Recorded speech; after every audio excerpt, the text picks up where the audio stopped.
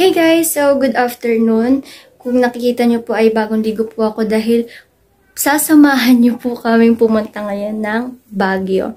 Kung napapansin nyo po, wala po ang aking kapartner na si Bu. Sa baba po siya. Hindi niya po alam na i-vlog po namin to. Dahil nga, siguro nasa taon na rin po na hindi na po kami nakakapag-upload ng vlog namin. Kaya, titignan po natin yung reaction niya. Bakit ako ganito. Isasama po natin siya mamaya sa ating intro ng Hey yung mga ka-genius, ganyan. Pero ngayon, nagpe-prepare pa po sila. Pero ako, tapos na po ako dahil ito nga, goal ko po na makapag-marites muna sa inyo ng content. So, mamaya na lang po Bye-bye. Hey yo mga ka-genius! Welcome back to GNG Vlogs. At kung bago ka pa lang sa aming YouTube channel, kaya ako. Dali. Ayoko ulitin na yun. Ang pangat. Paano ba? 1, 2, 3, go. Hey yo mga ka-genius! Welcome back to GNG Vlogs. Pero bago po kayo magsimula, wag nyo kalimutan i-like, i-share, i-subscribe, at pinutin ng notification bell para laging updated sa aming video.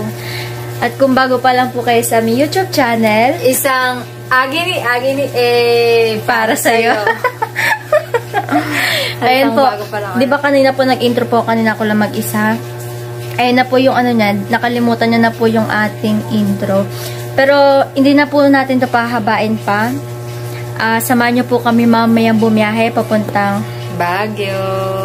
Let's go!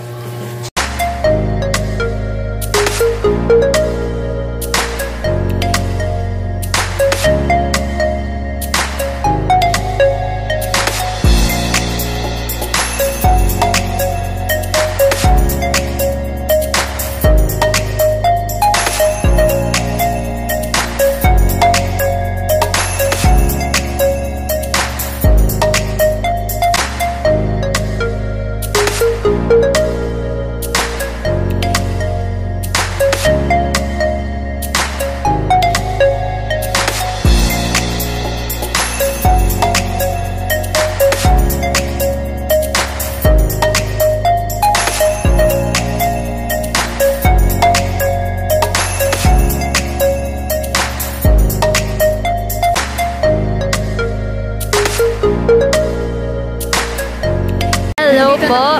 Andito na po kami ngayon sa sa Cubao. Dito po kami sasakay ng bus. Ayan. Dito po kami sasakay ng bus papuntang Baguio. Inaayos na lang po yung aming ticket.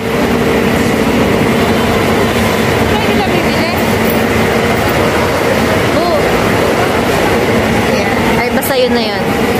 Nag-aantay na lang po kami dito. Update po namin kayo mamaya kapag kami po ay malapit na sa Baguio.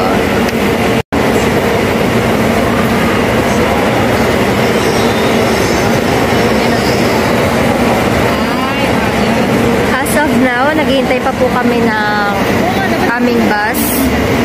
And siguro makakapunta po kami ng Baguio ng mga 10 PM or 11 PM. Diba po? Yes po. Grabe. Ito po, ayan po si Bu. Kung hindi nyo pa po siya kilala, siya po si Bu. Charot.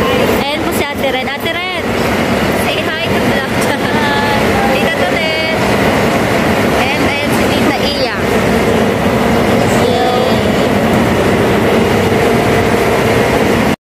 Update. Nandito na po kami ngayon sa bus, pero nasa pa rin po kami sa terminal. Mukha mo? Ay, kala ko. Hindi, kamay ko. Wala na kasi yung kuko, kaya parang ang pangit. Parang panlalaki. Dito po kami ngayon sa bus, pero nasa terminal pa rin po kami. Nag-aantay po kami ng ibang sasakay pa. Kasi online booking po ito. Ate Grace. Ayun po ang aming mga kasama. Hindi nyo mga person. Vlog. Update po. Andito na po kami sa Soleo East po. Kakarating lang po namin. Lamig na lamig po kami sobra. Mag-check-in na po kami. Ano oras na po? Time check, 12:40. Kaya po magsalita kasi nasa lobby po kami. So, sobrang tahimik. Kayo pa lang po ang tao. Ano kayang punong ito? Ano? Nakapag-check-in na po kami sa hotel. So, bago po kami matulog, kakain po muna kami dito sa 7-Eleven. And po, sila. Busy na po sa pagkain. Uy, makikita nyo na kami ulit sa YouTube, ah. Babalik sa YouTube.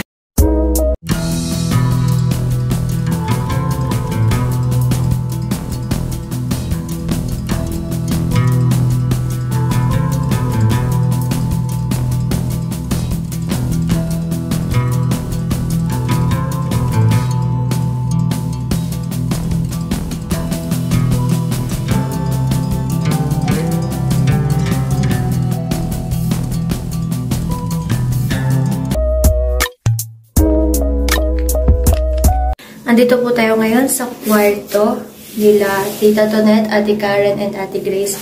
Bago po tayo matulog, manggugulo po muna tayo sa kanila. Hello po. Hello. And po ang kanilang room, napakaganda. Hindi pa. Mamaya po sasamba tayo ng 6 a.m. Kaya kailangan na po natin matulog ngayon. Andiyan po si Ate Grace sa loob. So, bye-bye. Doon muna tayo sa sa ating room sa kabila. So matutulog na po kami ngayon. Sobrang tahimik dito, nakakainis. Tsaka naloloading ako. Hindi, bukas po namin kayo i-update. Bukas po talaga kami gagala. Ngayon po ay pahinga na po namin. Mag-aalas 3 na po ng madaling araw. Tapos sasamba po kami ng 6 a.m. Pero malapit lang naman po yun dito.